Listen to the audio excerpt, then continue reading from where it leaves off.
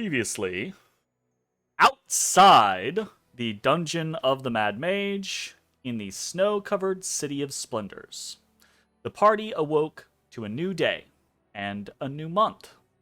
Alturiac, the Claw of Winter, had come, and with it, another long month of ice and snow. But a city like Waterdeep never truly sleeps, even in the heart of winter. And as the great city rose from its slumber, so too did the party, intent on making progress toward their myriad goals on yet another day. For they knew deep below them in Undermountain, their enemies licked their wounds and made their own preparations.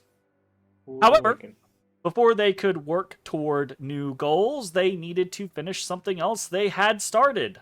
Nindeltath, the Shadow over Moonglade, was still in their charge, and the Silver Dragon's welcome in Waterdeep had run out. After breaking their fast and attending to minor details, the party hired a dray to take them outside the city, the village of Undercliff. Matashtai took the opportunity to take Gallant out, which would prove fortunate in the long run. For within the cozy tavern at the center of the village waited Ezrah, the Sword Mountain Authority, the ally that would take charge of Nindeltath's care and Matashtai's mentor in the art of painting.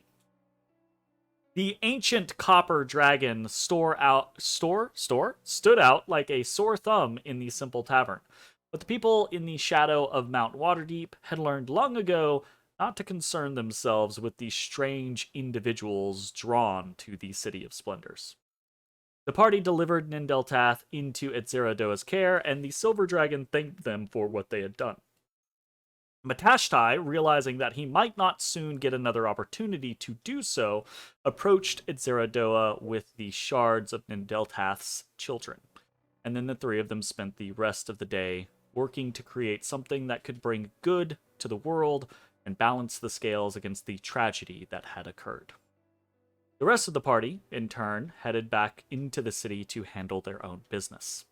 Bones visited Eotaden, commissioning a new project from the High Elf and regaling him with tales of the party's travels.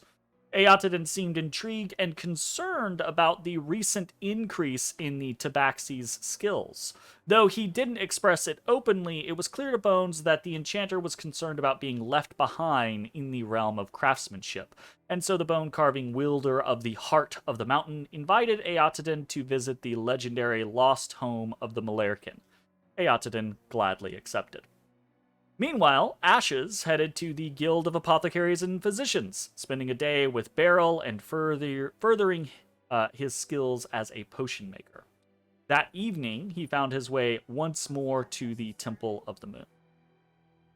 Ezrah spent his time gathering supplies to take down to House Freth, including various gear, armaments, and a bevy of sweets, before returning home to study with the Tome of Calabash, making some minor breakthroughs in that front. And eventually the party gathered once more in Trollskull. Another day gone by, but not yet another night. For in the wee hours past midnight, Bones awoke to a shaking sound and was attacked by a shadowy viper, as Matashtai, somewhat listless in the night, contemplated whether, without his quarry spirit, he might eventually be able to dream. Hey everybody, thanks for watching.